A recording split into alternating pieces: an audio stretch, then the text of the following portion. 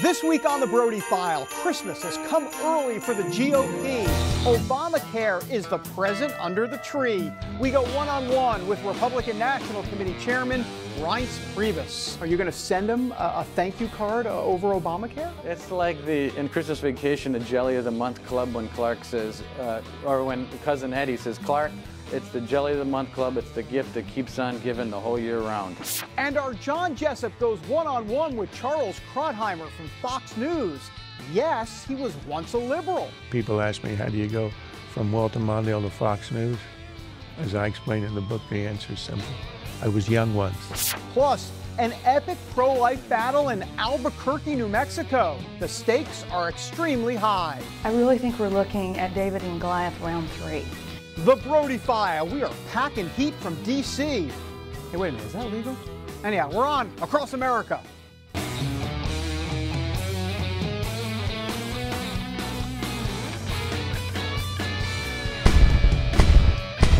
And welcome everybody to the Brody File show. Look, we are happy you're with us, but you know who is really happy? That's right, Stuart, the salsa dancing dog, who's going to bust a move right now to get us in a festive mood.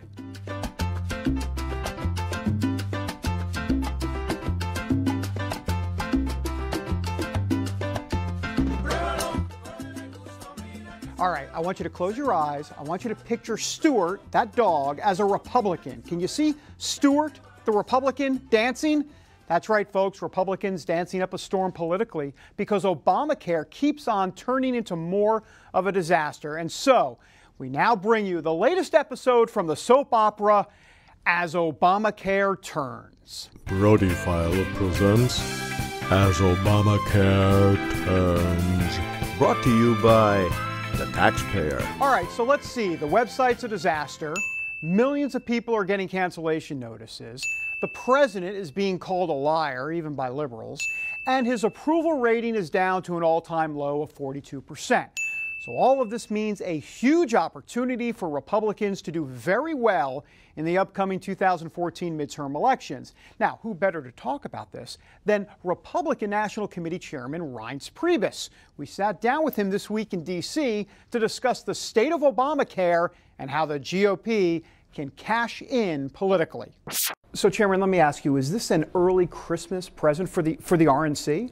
Well, unfortunately, there's two answers to that. One, politically, the answer is yes. I mean, obviously, politically, the answer is let Obamacare go through. We'll tattoo it to their foreheads and beat them in 2014. The problem with the political answer is that it's a painful thing for a lot of people. And you know, the politics aside, this thing's a monstrosity. We tried everything we could. The government was shut down. The president wouldn't negotiate. We did everything that we could possibly do to stop it. And it's here. I don't think it's going to get better no matter what type of fixes the president thinks he's going to put through. So with this Obamacare fix, do you get a sense that the president is setting up the insurance companies as the bad guys here? That's what he's trying to do. He's trying to shift the conversation, not so much in Washington. He's trying to shift the conversation at the kitchen table. And so what he's trying to do is put the blame on insurance companies so that when families are sitting around and having this difficult conversation, they can maybe blame someone else other than the president. The problem is we know that that fix isn't a fix at all. It's not going to change anything. And the bigger problem now, of course, is that young, healthy people are not going to be signing up for Obamacare, which then the actuarial results will be a real problem when the prices go through the roof. So you may do well in 2014 because of Obamacare, but that doesn't necessarily translate to 2016. Yeah, you know, that's a really good point. I mean, we kind of have two different Republican parties. We've got a midterm party that, quite frankly, we win about everything imaginable. I mean, we've been doing well in midterms. It's very message-driven, and our message of not spending more than you take in, Obamacare is not the right answer. It's a strong message. The presidential, however, we've been having trouble for 24 years, really. I mean, winning a decisive presidential race. And so I agree with you. I think Obamacare is going to be a big problem for Democrats in 2014. I like where we're sitting in the Senate and holding the House. Governors look strong. But what we need to do as a national party is, number one, have a ground game that's permanent, fix our data and digital issues, which is about a $40 million upgrade, and then also present the vision for America that's not just know about Obamacare, but the vision moving forward for what we need to do to get our country back on track. We've heard a lot of talk that the Republican Party is against this and against that. What does the Republican Party actually have to do to get out their message about Republican proposals as it relates to health care? Well, I mean, for one thing, I mean, we have our bread and butter message, which, you know, on the debt and the deficit and the budget, you know, and I think Paul Ryan has done a great job of being a go-to person on that issue, and I think you can hone that issue in. All of our members being on the same page with getting our debts and deficits under control. That's one thing. But the second thing is we do have a message on health care, and I think everyone has to repeat the same thing. I mean, we've never tried open pricing. I mean, we've never actually, the Congress has never taken a shot at open pricing. What would it look like if hospitals listed out the prices of everything they charge for and people had more control over making those decisions? We never tried getting junk lawsuits under control in this country. What would that do to the price of healthcare? Would it lower the price of healthcare? We think that it will.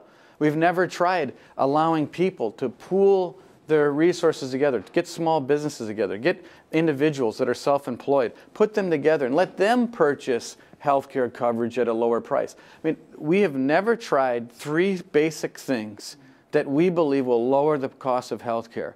That's what we need to be talking about, I think, out on the campaign trail. And I think we also need to talk about it in interviews like this more. So have you gone to Hallmark at all and gotten one of those thank you cards for Obama? Are you going to send him a thank you card over Obamacare? It's like in Christmas Vacation, the Jelly of the Month Club when Clark says, or when Cousin Eddie says, Clark, it's the Jelly of the Month Club, it's the gift that keeps on giving the whole year round. Well, it's not good for this country, but obviously politically it's been a nightmare for the Democrats. Reince Priebus here on the Brody File. Look, it's not only Republicans bashing the president, it's liberals too. Now I want you to watch what Bill Maher had to say on his HBO show. So first you're going to see Democratic National Committee Chairman Debbie Wasserman Schultz. She's going to defend the president, but then watch Maher. It was not a lie, but let's just be very clear. So let me knock that down right away. When the president and myself and every other Democrat that talked about that if you like your health care, you can keep it, that was referring to the overwhelming majority of Americans who had health care. 85% of Americans had health care coverage to begin with. And in fact, what the reality of Obamacare is that not only are they able to keep their health care, but it is very likely going to cost less and have better benefits. Let's be honest. Obamacare says, basically, if you have a really crappy plan, you can't keep it. That's the truth. Some people, now, I would say to some people, why do you want a crappy plan? But some people want crap. Yeah. What can I say? And because of Obamacare, they are not being able to keep it. To me, that is a lie. Well, look, it's not good news for the Obama administration when you start losing liberals like Bill Maher. And how about another liberal columnist, Ruth Marcus at the Washington Post? Here's what she had to say, quote, "The promise and the apology are the bookends of effective politics. President Obama has tragically and perhaps irreparably flubbed both." And she continues to talk about the president, knowing that some folks will not be able to keep their health care plans. And she says this, quote, "That the administration knew this and failed to anticipate the inevitable outcry is political malpractice of the highest order." And then she goes on to say, quote, "Obama's actual apology was for the wrong thing. The problem wasn't the crafting for the law to work. Inadequate policies have to end sometime. It was the misleading selling and botched implementation." And then she finally concludes, quote, "Can he recover? I'm sorry to say I'm not at all confident." And now from a Ruth Marcus commentary to this week's Brody File commentary. Well, we got a recent email from the White House when we posted this column entitled President Pinocchio. In the article, the Brody File lays out the hard, plain facts that the president simply lied to the American people when he said, if you like your doctor and your health care plan, you could keep them. It is simply not true, folks, and he knew it. To make matters worse, his apology really wasn't an apology at all. He's more sorry about how the bill was structured rather than the trust that people placed in him. And so now he says that the plan you can get on the Obamacare website, whenever that actually starts working again, will actually be better than your old one. Well, hold on a minute.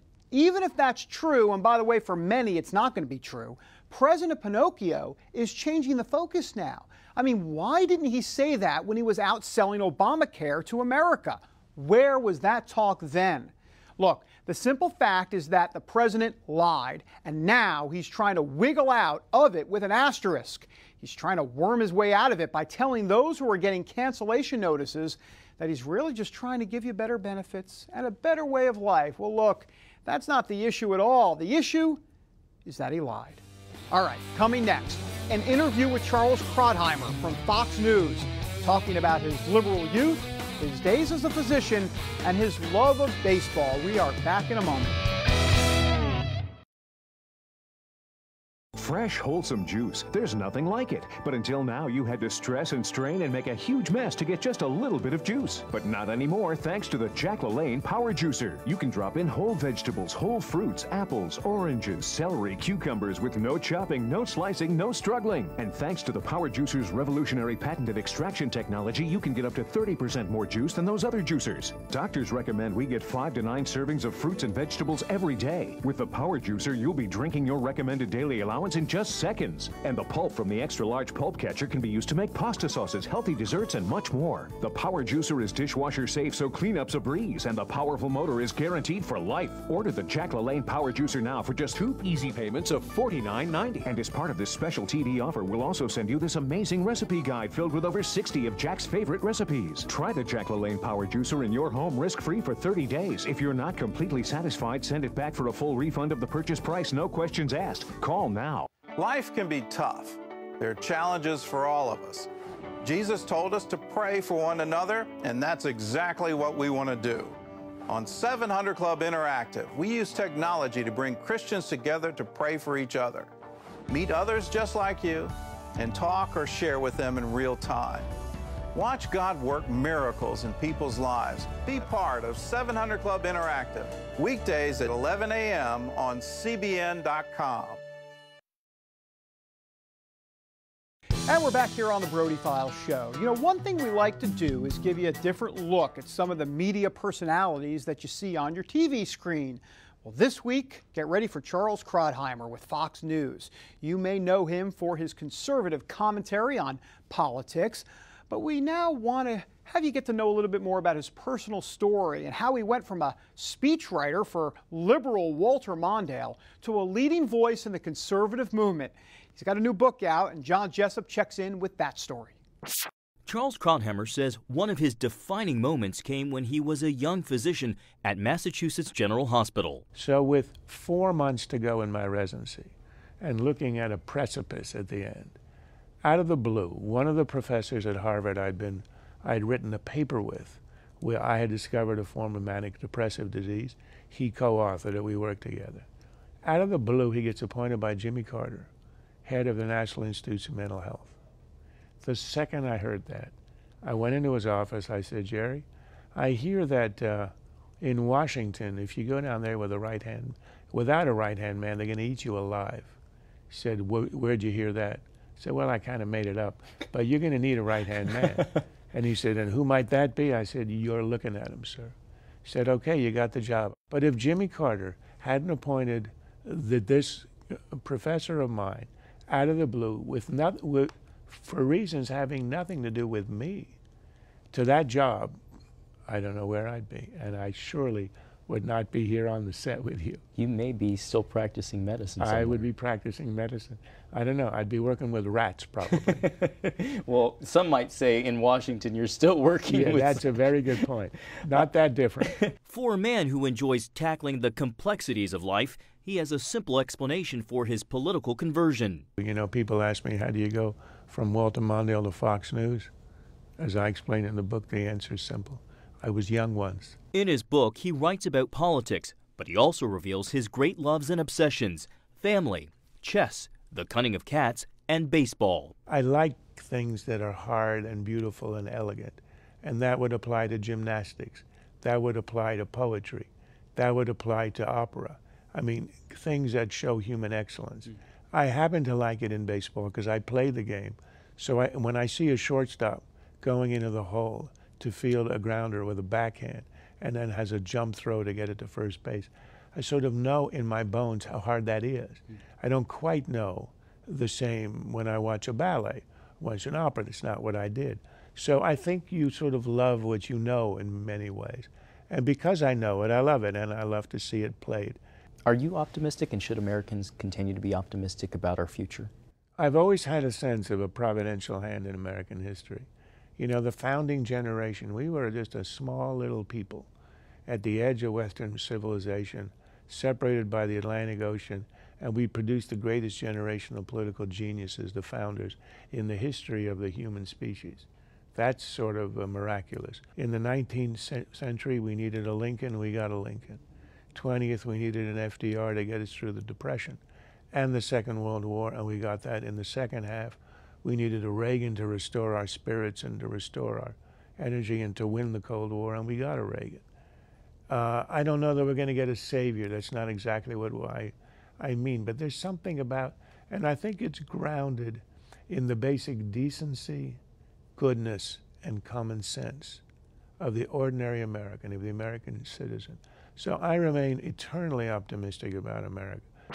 Thank you, John. Some nice perspective from Charles Krauthammer. All right, when we roll on from D.C., are you looking at the next president of the United States? Is Wisconsin Governor Scott Walker thinking about running for top commander in Cheesehead?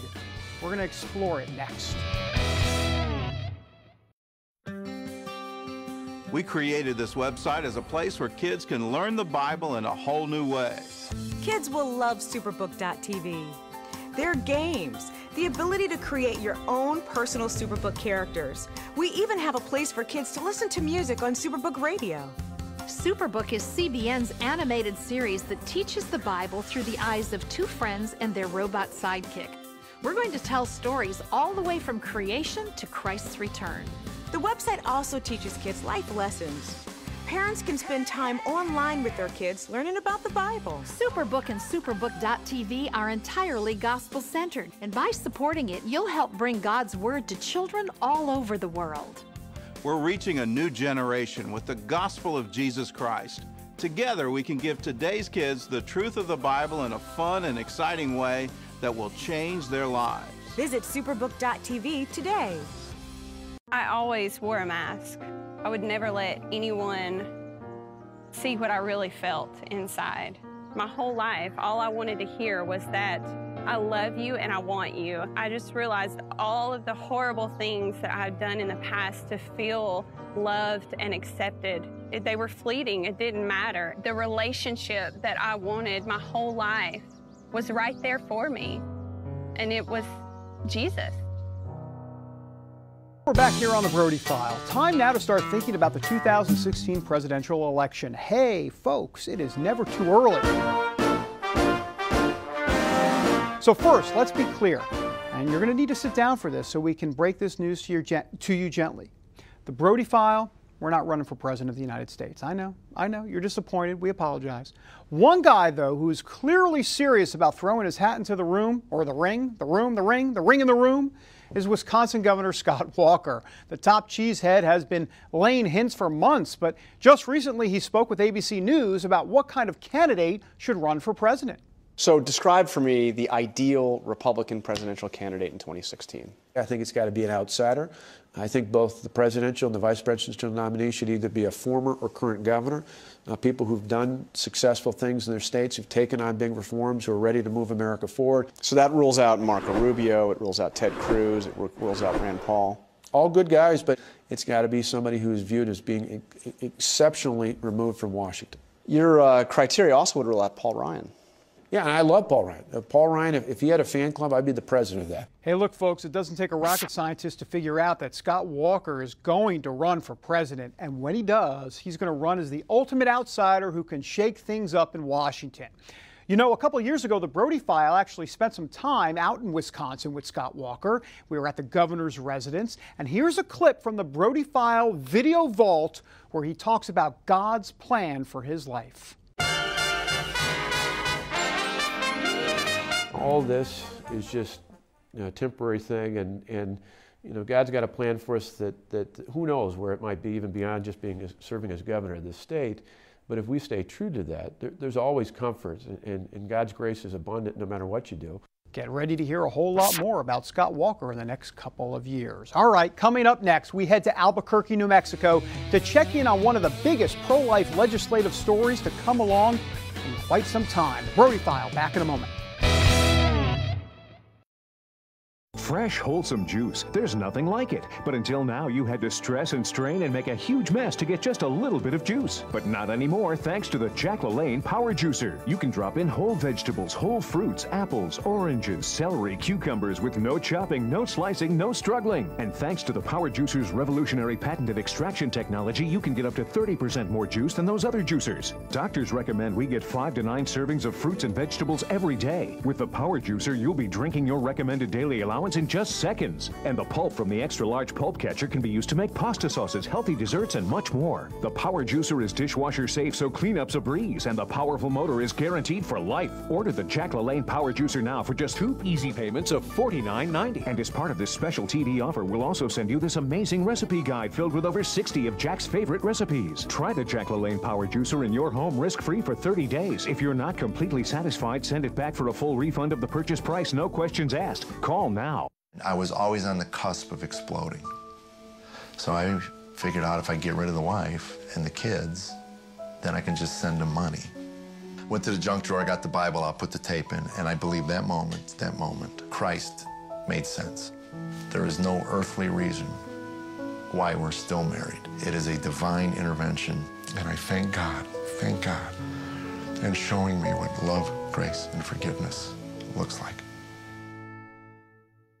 And welcome back to the Brody File, everybody. All right, look, this past week, pro-life forces descended on Albuquerque, New Mexico, because that was ground zero for the next big fight in the war over abortion. So here's the issue. Pro-lifers were pushing a city ordinance that would protect babies beginning at 20 weeks. This is called the Pain-Capable Unborn Child Protection Ordinance. Now, the thinking here was that if pro-lifers prevail, then that would build some serious momentum for a federal bill which would apply to all states. Well, it didn't work out too well in Albuquerque, and joining me now, Marjorie Dennis-Felser from Susan B. Anthony List. Marjorie, thanks for being here. I've been looking forward to being here. It's a good place to be with friends today. Well, appreciate that. Look, what happened? What happened in Albuquerque, and what were some of the dynamics there that kind of led to the frustrating loss there? Well, I really think we're looking at David and Goliath round 3. Round 1 being the Obama-Romney election. Number 2, Virginia, where we got stomped again. And round 3 here, an extremely popular issue, a third trimester and a little bit beyond ban, completely embraced by the Hispanic community, by pretty much every demographic in that town, and yet we lost. So it's a time really to take a deep breath and ask an important question about why, when such an incredibly popular issue, completely organically brought up from the grassroots, put on the ballot, why do we lose? Is it because all of a sudden people change their mind in a period of a couple of months? No. There is a perfect coordination, a lovely harmony on the other side. In that election, there was the Obama campaign, Organizing for America, the National Democratic Party, Planned Parenthood, and the locals on the ground, and the ACLU. You might not realize, they might not realize that, of course, we didn't have all that. We had what we have, and we had the organizations on the ground, and we were outspent 4-1.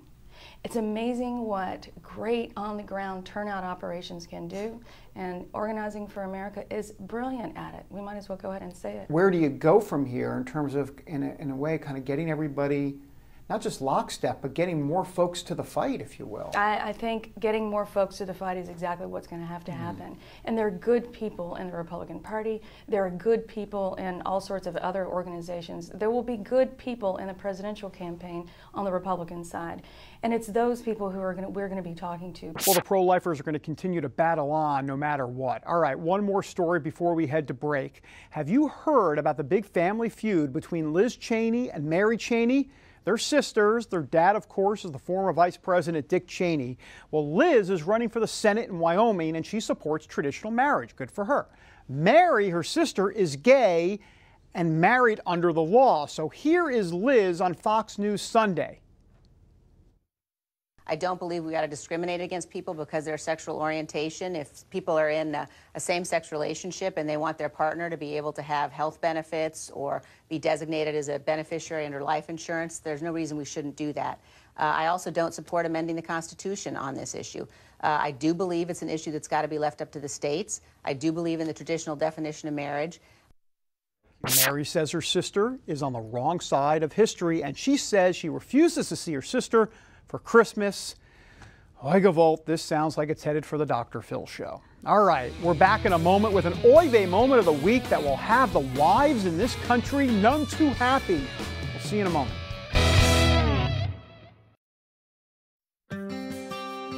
We created this website as a place where kids can learn the Bible in a whole new way. Kids will love Superbook.tv. Their games, the ability to create your own personal Superbook characters. We even have a place for kids to listen to music on Superbook Radio.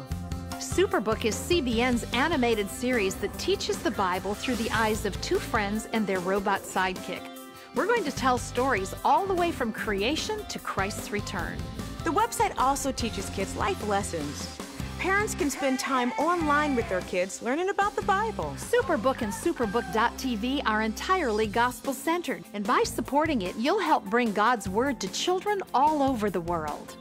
We're reaching a new generation with the gospel of Jesus Christ. Together, we can give today's kids the truth of the Bible in a fun and exciting way that will change their lives. Visit Superbook.tv today. Finding video on CBN.com just got easier. We've taken all our video, the 700 Club, news, testimonies, teachings, plus our 24/7 channels, and put them in one convenient location, CBN TV. Watch what you want, when you want. It's all simple to find, and now easier than ever to email a story to a friend. CBN TV on CBN.com. And we're back here on the big show that we like to call the Brody File. All right, well, look, if we had a Jerk of the Week segment, this next guy would win it hands down. Instead, we're going to have to settle for the Oy Vey moment of the week.